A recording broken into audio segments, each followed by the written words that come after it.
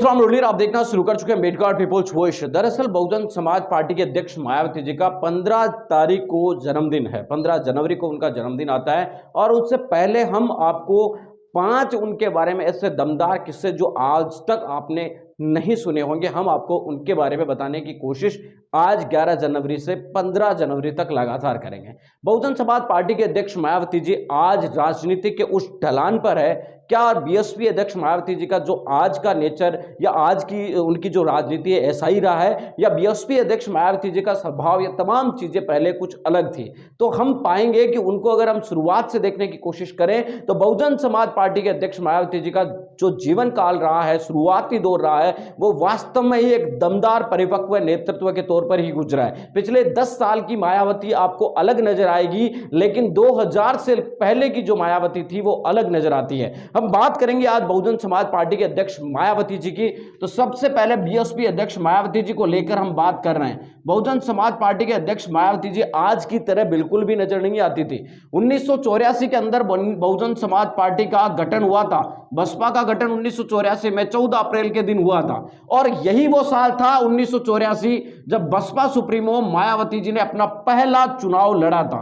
पहला चुनाव उन्होंने लड़ा था। और आपको बताने की कोशिश करूं तो बीएसपी अध्यक्ष मायावती जी ने एक समय था जब उन्होंने मीरा कुमार और रामविलास पासवान जैसे दिग्गज नेताओं के सामने भी चुनाव की शुरुआत की थी।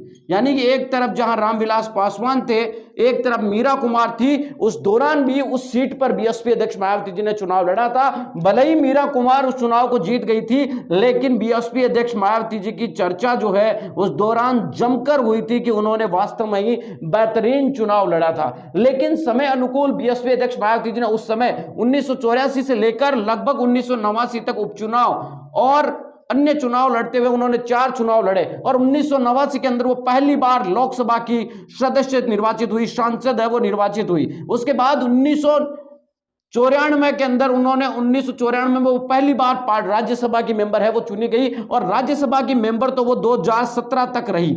यानी 2017 के अंदर वो आखिरी बार उन्होंने इस्तीफा दिया था जब सहारनपुर की घटना हुई थी, और उस घटना से ही चंद्रशेखर आजाद का उदय या चंद्रशेखर आजाद का जिक्र है वो देश दुनिया के सामने आया था। लेकिन हम बात करेंगे बीएसपी अध्यक्ष मायावती जी के जीवन काल को लेकर, तो सबसे दमदार किस्सा याद आता है। बहुजन समाज पार्टी के अध्यक्ष मायावती ने बिजनौर नगीना जो क्षेत्र है लोकसभा का, आज भी बीएसपी के खाते में, उस क्षेत्र से बहुजन समाज पार्टी के अध्यक्ष मायावती जी ने चुनाव लड़ा था। उस दौरान बहुजन समाज पार्टी के अध्यक्ष मायावती जी आज की तरह महिलाओं से अपने भाषण नहीं देती थी, आज की तरह प्रेस कॉन्फ्रेंस उनके वहां से नहीं होते थे। वो उस समय तत्कालीन परिस्थितियों के अनुसार बहुजन समाज पार्टी के अध्यक्ष मायावती जी उस समय गरीब लोगों की बस्तियों के अंदर जाया करती थी। गरीब लोग जो जहां पर नजर आते थे, गरीब लोग नजर आते थे, उन गरीब लोगों की जो बस्तियां होती थी उस बस्तियों में वो जाती थी, और न केवल बस्तियों में जाती बल्कि बस्तियों के बीच में, लोगों के बीच में जहां होती थी उस वहां पर वो बैठक करती थी। महिलाओं के बीच में खुद दमदारी से बात रखती थी, और महिलाओं के साथ दमदारी के बात रखते हुए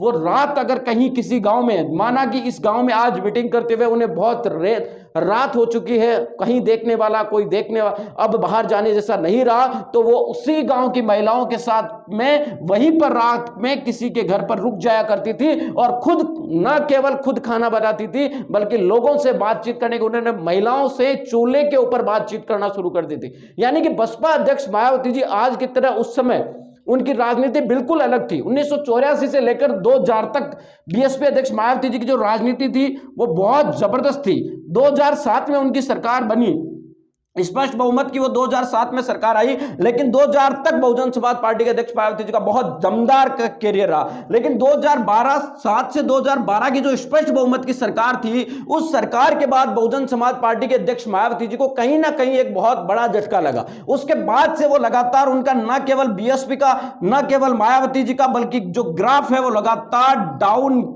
ही जाता नजर आ रहा है। आज की तारीख में बहुजन समाज पार्टी कहां पहुंच गई है ये बताने की जरूरत नहीं है, लेकिन एक वो दौर था जब बहुजन समाज पार्टी के अध्यक्ष मायावती जी ने कांग्रेस जैसी पार्टी, कांग्रेस के खेमे के अंदर जो दलित समुदाय के लोग कांग्रेस के खेमे के अंदर पूरी तरीके से लिप्त थे, वहां से निकालकर उन्होंने अलग बहुजन समाज पार्टी बनाई, और एक जातीय जो व्यवस्था उस समय प्रचंड हुआ करती थी, उस दौरान उन्होंने 1989 के अंदर बिजनौर से चुनाव लड़कर जिस तरह दमदारी से चुनाव जीता था वो वास्तव में ही काबिल तारीफ था। क्योंकि वो न कांग्रेस की थी ना बीजेपी की थी, लेकिन फिर भी उन्होंने बहुत ही दमदारी के साथ इसमें यहां पर लोकसभा का चुनाव जीता था। और उसके बाद जब वो मुख्यमंत्री बनी थी, उस दौरान उत्तर प्रदेश की सबसे कम उम्र की मुख्यमंत्री बीएसपी अध्यक्ष मायावती जी बनी थी। तो क्या आप जानते हैं कि जिस जाति के लोगों को, जिस मजहब के लोगों को एक खाट पर बैठने की आजादी नहीं दी जाती थी, या उन्हें आजादी भी काफी समय बाद मिली थी, वो बीएसपी अध्यक्ष मायावती जी उसी समुदाय से आकर और खास तौर से महिला होकर उन्होंने उत्तर प्रदेश जैसे, यूपी जैसे 4 राज्य की 4 बार मुख्यमंत्री होने का गर्व अपने आप पर सुशोभित किया है। आज बहुजन समाज पार्टी के अध्यक्ष मायावती जी की स्थिति और जो समकालीन स्थितियां हैं वो काफी बदल चुकी है, लेकिन तत्कालीन अगर हम बीएसपी अध्यक्ष मायावती जी की बात करेंगे तो उस समय की मायावती जी में और आज की मायावती जी में रात दिन का फर्क नजर आता है। आज बहुजन समाज पार्टी की स्थितियां भी काफी डाउन है, लेकिन उस समय मायावती जी भी बहुत ही ऊपर बढ़ती हुई नेता नजर आती थी। उनका ग्राफ भी लगातार ऊपर बढ़ रहा था, तो बहुजन समाज पार्टी का भी ऊपर बढ़ रहा था। आपको याद होगा कि 1989 के जब चुनाव हुए थे लोकसभा के, उस दौरान बहुजन समाज पार्टी को देश में बीजेपी से भी ज्यादा वोट मिले थे, लेकिन आज वो स्थितियां बदल चुकी है कि बीजेपी आज देश में सत्ता पर काबिज है और बीएसपी उत्तर प्रदेश जो उनका राज्य था वहां से भी वो 0 सीट से आते आते बची है। केवल 1 सीट उनकी जो है राज्यसभा में बची है, 1 ही सीट उनकी एमएलसी में बची है और 1 ही सीट उनकी विधानसभा में बची है। सिर्फ 10 उनके सांसद है वो लोकसभा में है, जो कि 2024 के चुनाव के बाद काफी परिस्थितियां और बदलेगी। लेकिन बहुजन समाज पार्टी के अध्यक्ष मायावती जी का जो संघर्ष है उसे नकारा नहीं जा सकता। उन्होंने संघर्ष बहुत ही किया है, ऐसा कोई नहीं है कि उनके संघर्ष को नकारा जा सकता है, लेकिन सच बात यह है कि उन्होंने जो संघर्ष किया था उसको यथावत बरकरार रखने में वो 2012 के बाद यकीनन कमजोर साबित हुई है। 2012 के बाद वो अपना जो उनका संघर्ष काल था उसको कहीं ना, क्योंकि उस समय इंटरनेट का दौर नहीं था, उस दौरान आपको कम्युनिकेशन जो गैप है वो काफी ज्यादा था, लोगों से मिलने के साधन नहीं थे, तमाम चीजें थी। उसके बाद उतनी कमजोर होने, इतनी सारी कमियां होने के बाद भी बहुजन समाज पार्टी उस समय उत्तर प्रदेश की सत्ता में पहुंच गई थी।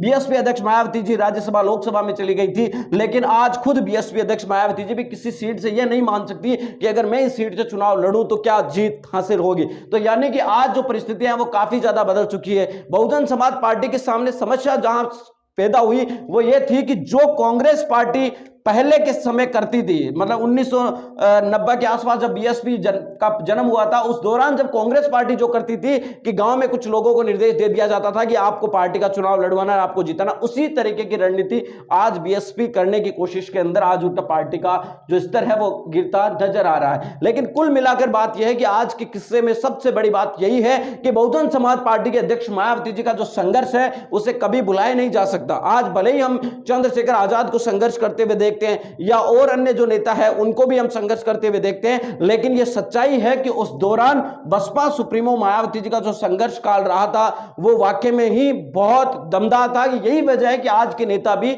उनकी उस संघर्ष या उनकी बहादुरी को लोग याद करते हैं। लेकिन समय के साथ साथ उस संघर्ष की जो गाथा थी वो कहीं ना कहीं यहां 2012 के बाद जब सरकार स्पष्ट बहुमत की बनी 2007 से 2012, उसके बाद जो है डाउन हुई है। और आज देश में विपक्ष, आज की भी अगर हम बात करें तो विपक्ष में बीएसपी सुप्रीमो मायावती जी आज भी सबसे ज्यादा जनाधार वाली नेता है। अगर बहुजन समाज पार्टी के अध्यक्ष मायावती जी 2012 के बाद बिल्कुल भी उन्होंने प्रेस कॉन्फ्रेंस लगभग बंद कर दिए साल से, और लोगों से मिलना जुलना बंद कर दिया, पार्टी के नेताओं के अलावा वो किसी से मिलती नहीं है, सब कुछ नहीं है, यानी कि 15 साल से ज्यादा वक्त हो चुका है जब बीएसपी अध्यक्ष मायावती जी ने जनता से बात की, लेकिन उसके बावजूद भी उन्हें 12% से ज्यादा वोट आज भी उत्तर प्रदेश में मिल रहे। तो इसका मतलब ये साफ है कि आज भी उन्हें देश की तीसरे नंबर की पार्टी के तौर पर नवाजा जाता है। इसका मतलब साफ है कि लोग आज भी उनको वोट देते हैं, क्योंकि 12% वोट लाने के लिए गुजरात के अंदर आम आदमी पार्टी ने कितने ज्यादा पापड़ बेले थे, एडी से चोटी तक का जोर लगा दिया था। आज वही 12% वोट जो है बीएसपी अध्यक्ष मायावती जी को 15 साल हो गए घर से बाहर निकले उसके बावजूद मिल रहे, यानी कि वो केवल रैलियां होती है, वो चुनाव में रैलियां होती है बीएसपी की, लेकिन उसके बावजूद भी आज उन्हें 12% वोट मिल रहा है। तो इसका यह मतलब है कि बहुजन समाज पार्टी के अध्यक्ष मायावती जी आज भी जनाधार वाली नेता है, लेकिन उन्हें जरूरत है तो रिवाइवल की। और बसपा अध्यक्ष मायावती जी को आज भी ज्यादा कुछ करने की जरूरत नहीं है। जो बीएसपी अध्यक्ष मायावती जी 1984 में रही और 1984 से लेकर उन्होंने 2000 तक जिस प्रकार से काम किया था, अगर उसी एक्टिविटी के साथ वो सक्रिय नजर आती है तो बीएसपी को रिवाइवल किया जा सकता है। वैसे राजनीति में उतार चढ़ाव हमेशा होते हैं और कोई भी पार्टी कभी भी वापसी कर सकती है, ये कहा नहीं जा सकता है। लेकिन आज की परिस्थितियां काफी बदल चुकी है। वर्तमान टेक्नोलॉजी के साथ कम्युनिकेशन रखना बहुत बड़ी बात है कि आज Bahujan Samaj party Facebook, Twitter, Instagram से तो काफी ज्यादा दूर है, और ट्विटर पर जहां उनके अकाउंट है उनसे छोटी छोटी पार्टियों की भी उनसे ज्यादा फॉलोवर और अन्य चीजें हैं। तो यानी कुल मिलाकर बात यह है कि आज की दौड़ में बीएसपी कहीं ना कहीं पीछे नजर आती है, और यही वजह है कि चुनावी जो नतीजे हैं वो भी पीछे ही जाते नजर आ रहे हैं। मिलेंगे इस वीडियो के साथ, तब तक आपसे लेते विदा। लाइक कीजिए, कमेंट कीजिए और शेयर करना बिल्कुल ना भूलें। अगर आपको वीडियो पसंद